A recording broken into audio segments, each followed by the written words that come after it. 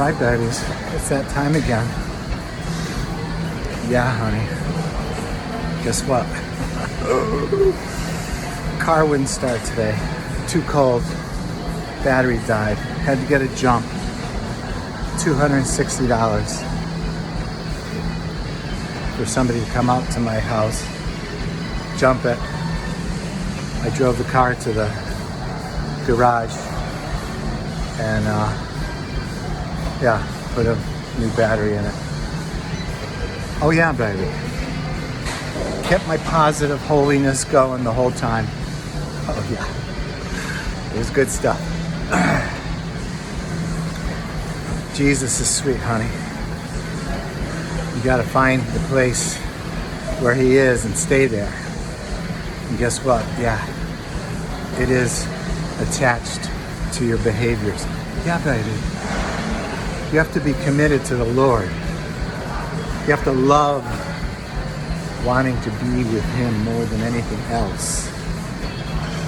You have to want to have his character built in you more than anything else. And if you don't, then you need to ask for help to get there. Because that's the only way you're going to be happy, baby. Yeah, honey. So, what can I say? Sorry for the background music. It's obnoxious.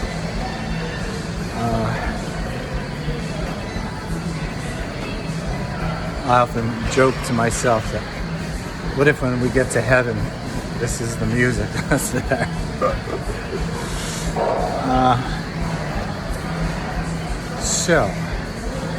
I was in Isaiah 4 today. Kind of a complicated chapter. It really should have been attached to Isaiah 3. But for some reason it wasn't. And it talks about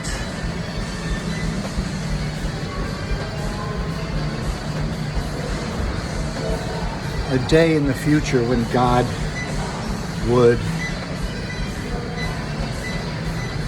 show his protection of Israel in such a strong way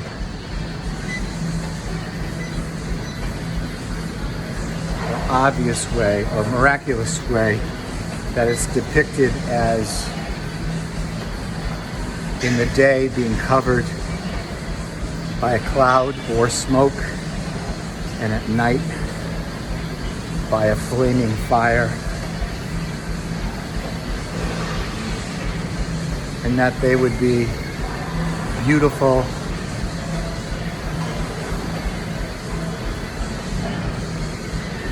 glorious, and that a tabernacle would be provided for shelter.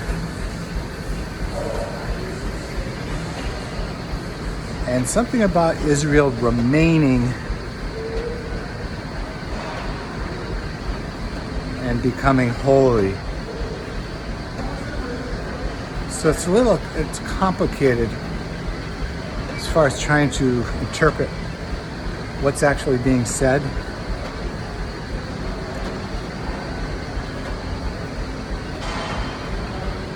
Which to me kind of gives evidence to the likelihood of its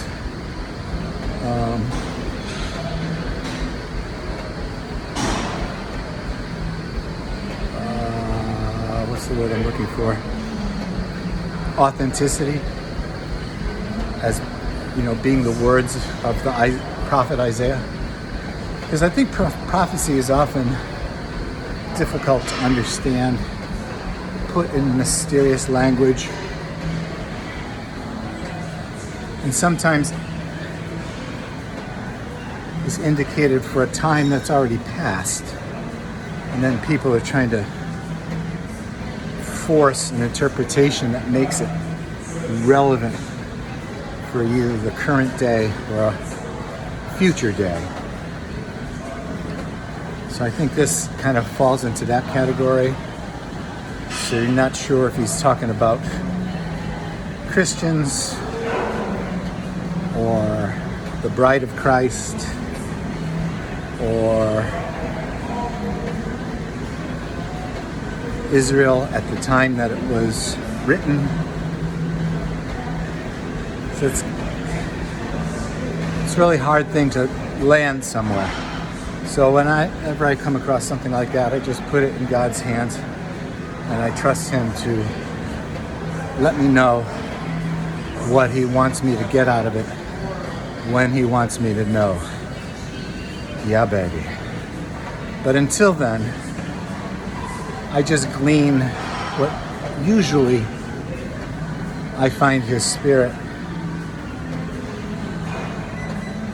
moving me to embrace. And that is that we who are true to the faith that He's put in us, we who prize more than anything our alignment with Him, we who prize more than anything growing in His attributes, we who will stop at nothing to be sure in our spirit that we are obeying God, then we can be assured that He will give us everything we need or want. When we're not doing that, what can you really expect?